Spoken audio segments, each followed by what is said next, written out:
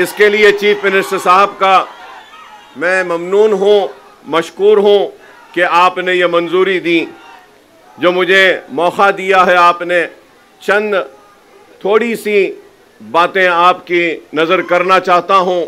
वो ये है कि एक तो हमने जब ये फ्लाईओवर का ड्राइंग्स बनवाई थी तो ये पुराने पुल से लेके आरामगढ़ तक था, तो इसको बीच में अब आप देखते हैं कि ये लैंडिंग यहाँ पर हो रही है और पुराना पुल का फ्लाईओवर का बीच में।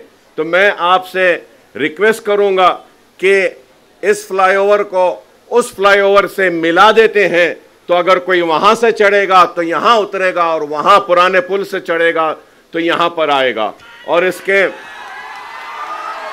साथ ही साथ एक छोटा सा 21 करोड़ बाकी है, जहाँ यहाँ पे ये जो एक्विजिशन करना है, तो अगर ये एक्विजिशन कंप्लीट हो जाएगा तो ऊपर से जाने वाले आसानी से जाएंगे, नीचे से जाने वालों को भी अच्छा रास्ता मिलेगा। और नीचे की बात मैं इसलिए कर रहा हूँ क्योंकि यहाँ सामने हमारा नेहरू ज़ूलॉजिकल पार्क है, ज़ू है, और मैं ये कहूँगा कि किसी ज़माने में इंटरनेशनल नाम रखता था और आज भी हमारा ज़ू काफ़ी मशहूर है और एनिमल्स काफ़ी है यहाँ पर। जो बच्चे आते हैं, टूरिस्ट भी यहाँ पे ज़्यादा आता है।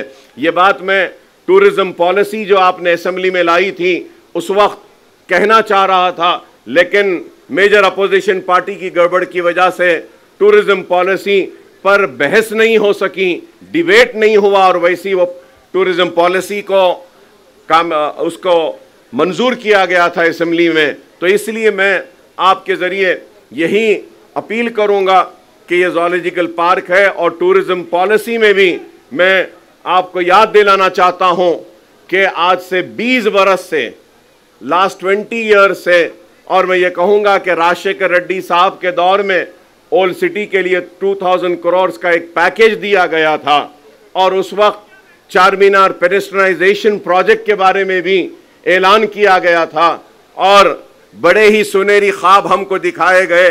किसी ने इसको इस्तांबुल बनाने की बात कही तो किसी ने सिंगापुर। ना हमको इस्तांबुल चाहिए ना सिंगापुर, हमको सिर्फ चार मीनार का पेडेस्ट्रियनाइजेशन का प्रोजेक्ट का कंप्लीशन चाहिए। और उसके लिए हजारों के एक दिन में 25,000 30,000 टूरिस्ट आते हैं चार मीनार, लाड़ बाजार को देखने के लिए। वहां पे पार्किंग का प्रॉब्लम है, और वो पार्किंग लॉट्स बनाने के लिए चार मीनार बस स्टैंड के पास और खिलवत के पास हमने मुतालबा किया था। और जब चार मीनार पेडेस्ट्रियनाइजेशन की हम बात करते हैं तो हमको इस बात का भी ख्याल रखना चाहिए कि पुराने शहर का इकोनॉमिक जोन अगर कुछ है तो वो चार मीनार है, और हैदराबाद की पहचान भी है तो वो चार मीनार है। तो हमने एक प्रपोजल रखा था कि नए पुल के पास, सालार जंग म्यूजियम के पास, वहाँ पे ब्रिजेस को डालकर जितने भी हॉकर्स हैं उनको वहाँ पे रिहैबिलिटेट किया जाए, उनको वहाँ पे रोजी रोटी के लिए दिया जाए और चार मीनार पेडेस्ट्राइजेशन को कंप्लीट किया जाए। मंडी मीरालम का भी हमने एक प्रोजेक्ट एमपी साहब ने दिया था, वो भी मंजूर हुआ।